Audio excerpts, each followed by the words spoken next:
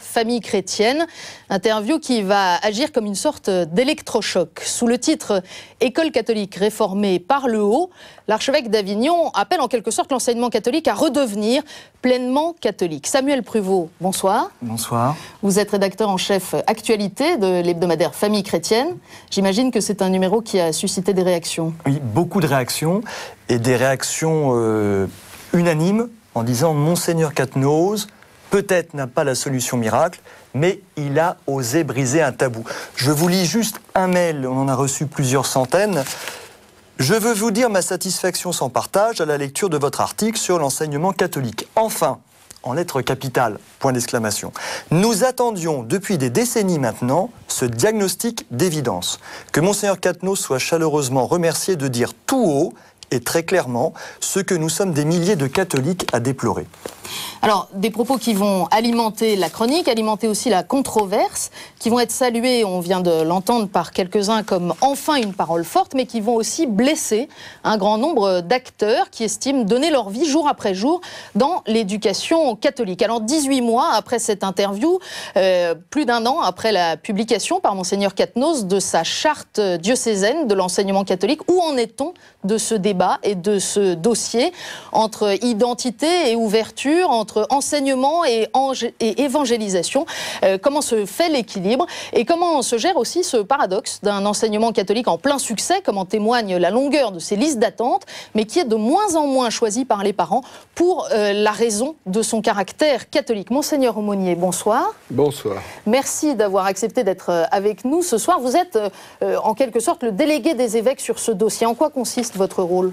Les évêques ont nommé deux d'entre eux, Monseigneur Maillard de Bourges et puis moi-même, pour les représenter auprès du Comité national de l'enseignement catholique, qui regroupe l'ensemble de ceux qui travaillent à l'enseignement catholique, c'est-à-dire les parents au plan national, les professeurs, les chefs d'établissement et beaucoup d'autres institutions qui collaborent ensemble au niveau national pour l'enseignement catholique, pour ces 2 millions d'élèves qui sont scolarisés dans les établissements catholiques.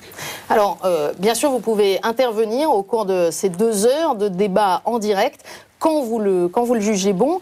Et puis on vous demandera aussi, à plusieurs étapes de ce débat, de nous dire comment vous, qui êtes le responsable du dossier, le délégué des évêques, eh bien vous faites l'unité dans des visions qui sont parfois très différentes les unes des autres.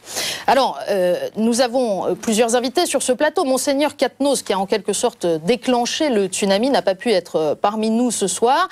N'y voyez pas malice, il prêche cette semaine une retraite à des prêtres de son diocèse à Paray-le-Monial, mais il nous a reçus il y a quelques jours en Avignon et nous l'entendrons un peu plus tard dans cette émission nous dire quelle est sa conception de l'enseignement catholique, en quoi consiste sa charte diocésaine et ce qu'il propose comme débat pour l'avenir. Nous accueillons 2 pères évêques de l'Église qui est en France, Monseigneur Faure du diocèse d'Orléans. Bonsoir Monseigneur. Bonsoir. Monseigneur Bagnard de Belle-et-Ars. Bonsoir Monseigneur.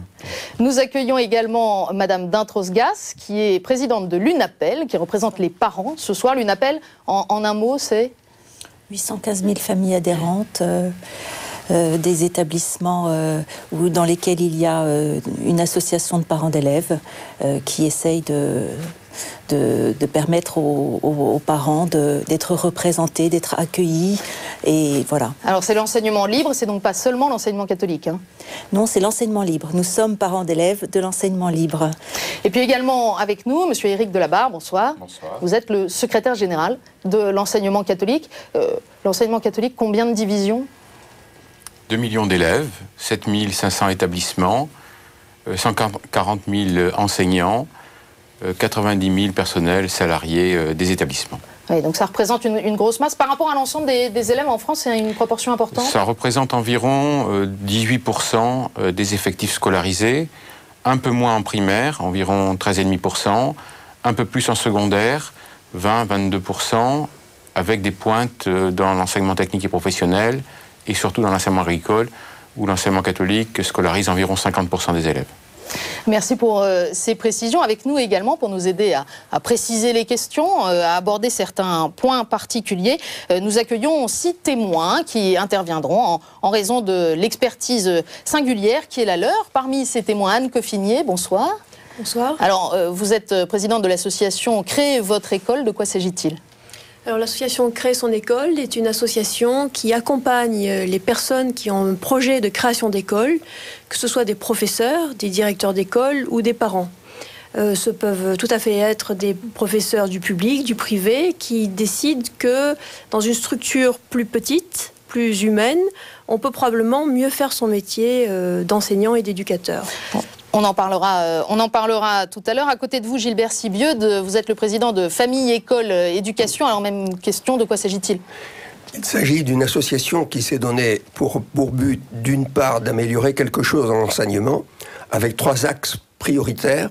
Le premier était lire, écrire, calculer. Le second, sortir la violence de l'école. Et le troisième, sortir la drogue de l'école, avec une extension, c'est-à-dire que l'association se propose de favoriser tout ce qui peut permettre l'épanouissement de la personnalité de l'enfant, d'une manière équilibrée, et de combattre tout ce qui le met en péril.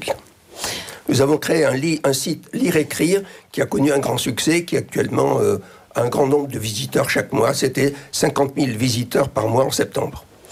Alors, à côté de vous, Françoise Candelier, bonsoir. Bonsoir.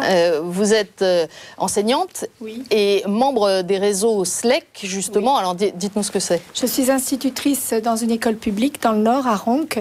Et voilà, on essaie d'installer à l'école le projet SLEC, qui veut dire savoir lire, écrire, compter, calculer. Revenir aux enseignements fondamentaux. Un retour à